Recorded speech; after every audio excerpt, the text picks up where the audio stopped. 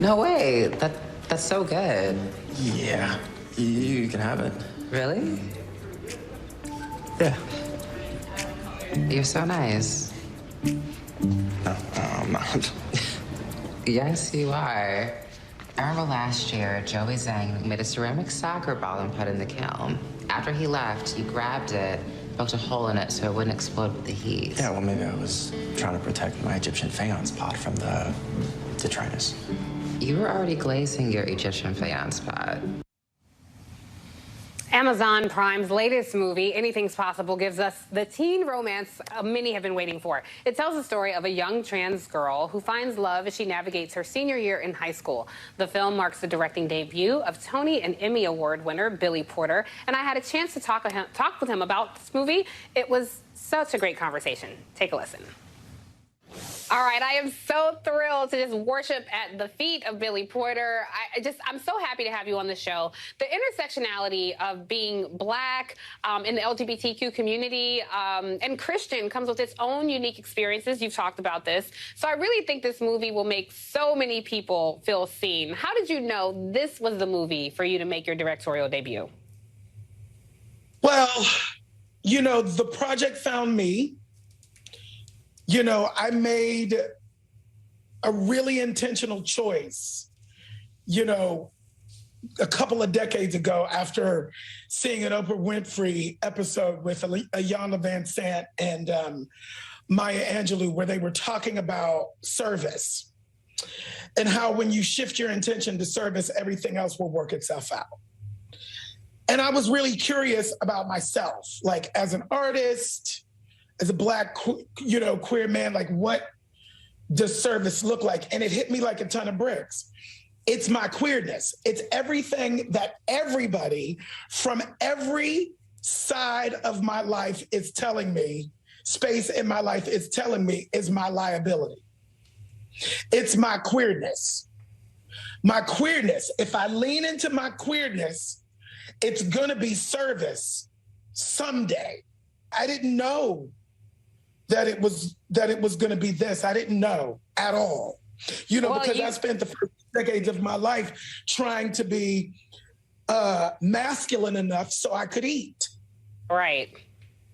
Well, look, you speak openly about being Christian, so it's like they say in the old church, my glory don't look like my story. So we've seen your growth. How is it that you merge your activism with your artistry? Because that's really a beautiful thing for us to witness.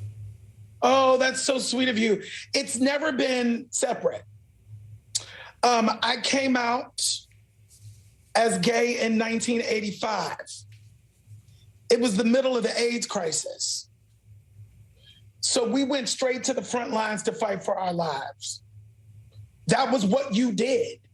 That was what it was. I was in the theater. My first Broadway show was Miss Saigon. I arrived December 27th, 1990 to start rehearsals January 16th or January 11th, 1991.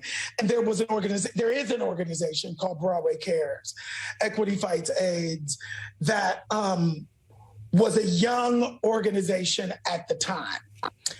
And they stepped in and taught all of us in the theater community how to activate. I'm just curious from you, after all you've accomplished, what does liberty look like for you / us as a people? We have to remind the people of the positive.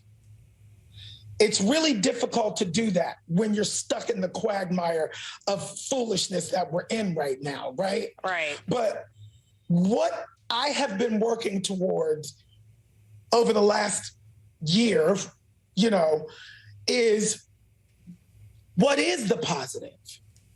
Because the positive, when we lean into the positive, that is our oxygen mask so that we can continue to be fortified for the fight.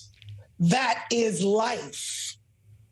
That's the circle of life, right? So the reason the pushback is so severe in this moment is because the change and the progress has already happened. I know that's right. We I know don't that's talk right. about that enough, Tiffany. That's right. That's right. We don't talk about that enough. Yeah. Look at me. Look at me. Yes. I am progress. We love to look at you, Yes. and you give us so much life. And I think your progress gives so many other people reason to keep in this fight, because though we've come a long way, we have a long way to go. And movies like what you're directing, absolutely, absolutely. And the movie embraces that. The movie is a romantic coming of age, a coming of age rom-com about a Black transgender high school senior who gets a boyfriend, who gets into college.